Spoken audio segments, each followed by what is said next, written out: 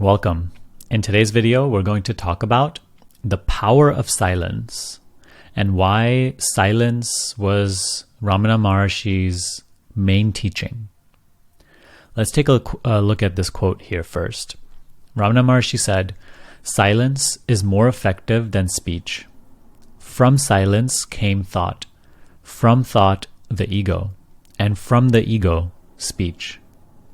So if speech is effective, how much more effective must its original source be? You watch these videos, you watch plenty of other spiritual videos, and you seem to benefit by it, right? We feel that when we read these books, we watch these videos, the language in them sparks something within us. It turns us to understand something, become aware of something, and these words feel so effective. Here Ramana Maharshi says, if you find speech effective, how much more effective must its original source be? So even if speech, which is on the surface level of experience, is so effective, how much more effective must its source, from where it arose, how much more effective must it be? So if you'll take a look at this visual here, let's pull this up. The essence of self-inquiry. Let me pull it over here. The essence of self-inquiry, if you'll take a look at this visual, is to overlook what changes and start to become aware of that which does not change. All material objects are in a constant flow of change. All subtle objects, mind, is in a constant flow of change. Everything perceivable is in a constant flow of change, from what we call outside experience or sense experience to mental experience, thought, feeling, emotion, sensation. Ramana Maharshi said the essence of his teaching is, rather than being immersed in what you are aware of, rather than constantly being immersed in thoughts, which are just immersed in sense experience, start to notice what is aware of it. That is the question, who am I? It is pointing you away from all of this changeful stuff towards yourself. It's pointing you towards noticing your changeless presence. Why is silence so powerful in dissolving illusion, in dissolving concepts, in dissolving misunderstandings, wrong belief systems, which create endless suffering? Because silence is your nature. You are silently present. Your awareness is silent, meaning absence of concepts. Concepts only exist here in the mind, at the level of appearance. Concepts appear to you. Even like in your day-to-day practical experience, the mental chatter which is constantly arising, the mental chatter that we take to be what I am, right? We take it to be me talking, me thinking about life. Even the mental chatter is observed by you. You are silently aware of the mental chatter. You see though, the problem is our identity, our sense of self, is too mixed up with the chatter. It's too mixed up with the concepts. Our beingness, our I amness, our presence, we mistake it to be thoughts. We mistake it to be emotion, sensation, body. We mistake it to be that which changes. And from that premise, believing ourselves to be this stuff, from that premise, we think further about life. So from the assumption, I am a person, which is a belief system. It is not the truth of who you are. In direct experience, it is not the truth of who you are. I am a person is a belief. It is a thought-made idea. And that becomes the self-image, your image of self, your image of what you are. And from that idea, we think about life further. Right? When you think of yourself, you conceive of yourself as a person, and from that self-image, you relate with all other objects, all other experiences. When you say I, you are just referring to the body-mind. So from here, we begin our spiritual quest. We go about trying to evolve spiritually as a person. And in the beginning, that is totally okay. But when you come to this depth, and when you are an earnest seeker of the truth, you must confront this. That is where Ramana Maharshi's teaching comes. He says, stop thinking about yourself. Stop thinking about life. Stop thinking about what the world is, what is real, what is illusion. Because your thoughts are already arising from the wrong premise, I am a person. And from this wrong premise, there can be no clarity. There can be no truth. Thoughts cannot know what is prior to thoughts. Just like the sense perceptions, right? Seeing, hearing, tasting, touching, smelling, they cannot know thoughts. Because you see over here, thoughts are subtler than what the senses can perceive. The senses that can perceive material objects, the senses cannot perceive thoughts, right? You can't see thoughts. Thoughts are invisible. Eyesight is not the right instrument to know thought. Just like that, your identity, your self, the silent awareness that you are, is subtler than thought. It is prior to thought.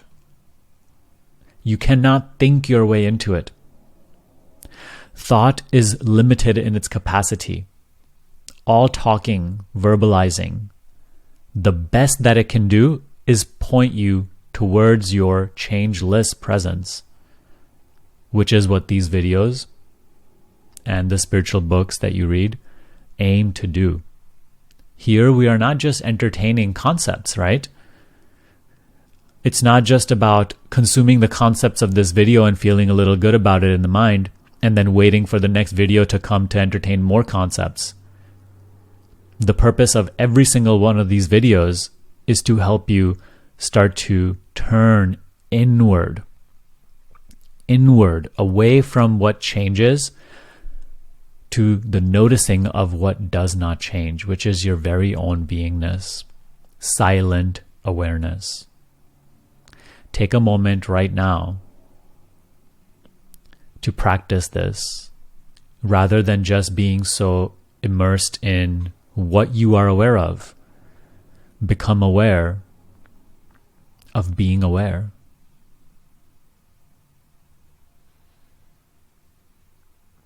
Become aware of your presence.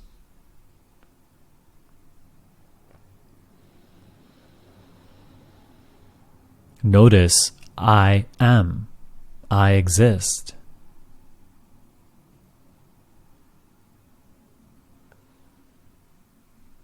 You understand that when you're present, there are no words arising.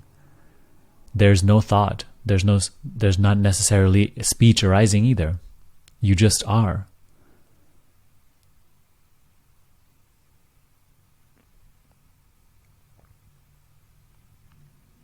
You need to allow yourself to allow speech to go for a second.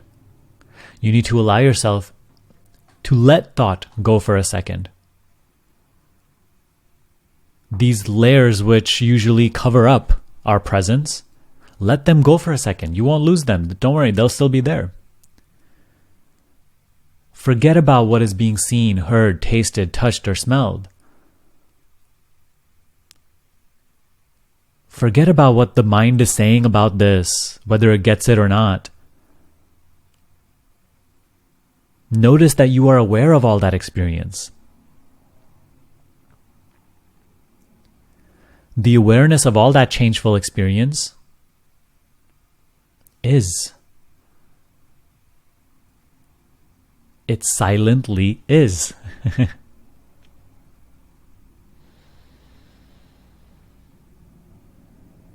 Your whole experience is within that silent awareness.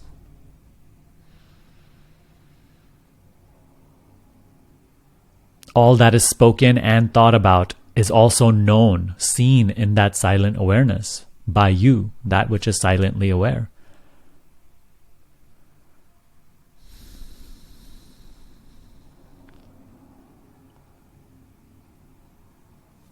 So when you start to, so let's go out of this visual now.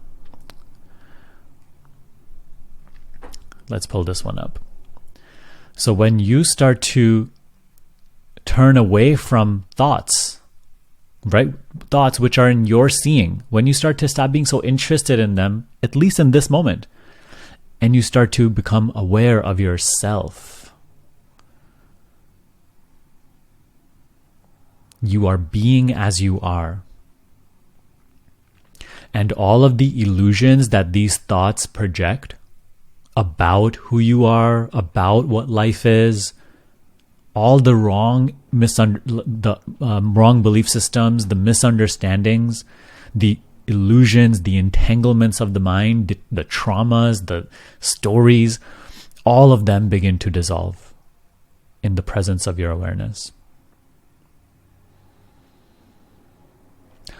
All the clouds begin to dissipate, and what is left shining is the self that is aware.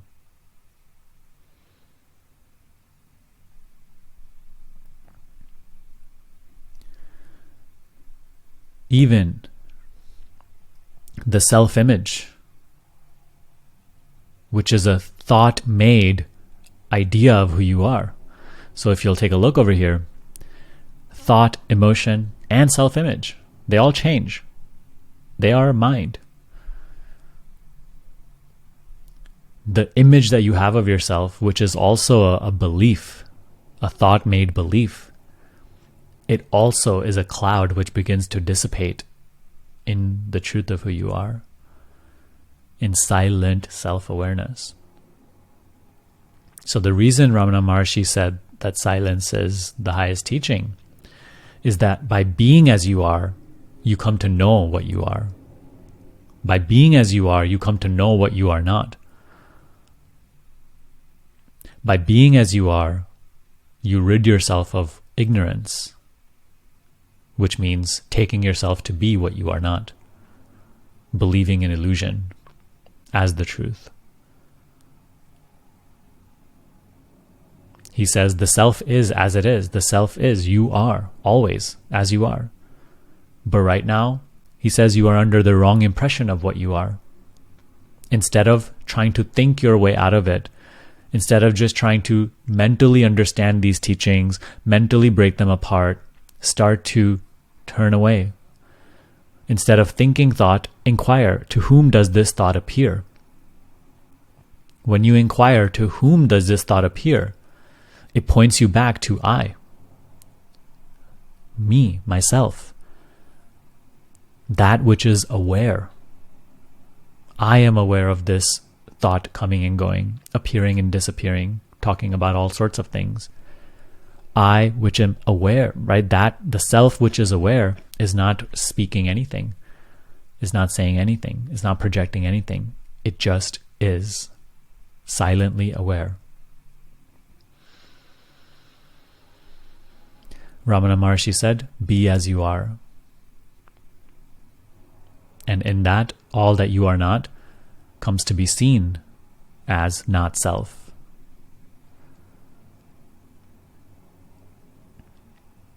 All the clouds obscuring the self dissolve in self-awareness, awareness of self, awareness of awareness, awareness of being.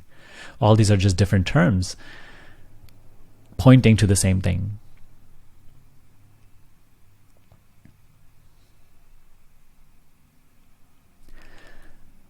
Awareness is the source of thought.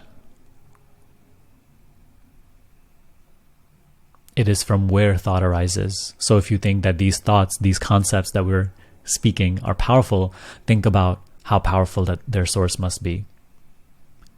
All these teachings which you have been trying to mentally break apart for so long now, they will never come to understanding of mind, because thought cannot understand these teachings. Thought cannot understand the self. It cannot grasp the self. To taste the self, you must let thought go. Which is why your practice of silent meditation, silent self-inquiry meditation is so necessary. If you'd like to commit to that practice, take a look at these resources. I hope that video helped you greatly. If you want to make what you heard in today's video your direct experience, then you have to start practicing self-inquiry meditation. So I have a resource for you that you can download for free in the description box below. It is my self-inquiry guide. It will teach you how to practice self-inquiry step by step. And if you're looking for help with consistency and depth in your practice, and you want a more structured approach, check out our School of Awakening. School of Awakening is a community of people practicing self-inquiry and awakening to their true self. It is an amazing program that will help you break through. So firstly, we have our amazing community group here where you can ask questions anytime. Along with that, we have our course material, where, as you can see over here, day by day, I will lead you down into a deeper and deeper understanding, and again, more importantly, experience your true nature. Along with that, we do weekly meetings, Q&As, guided meditations, and from within the program, you can even book a private meeting with me to get additional help. It is an incredible resource. If you are serious about your self-inquiry practice, you want to commit to going deeper into these teachings, then I highly encourage you to take a look at the link in the description box below. It'll take you over to the School of Awakening page and you can enroll right away. So I certainly hope to see you inside of our School of Awakening. But that's all for today's video. I hope you gained a lot of value. I'll see you next time.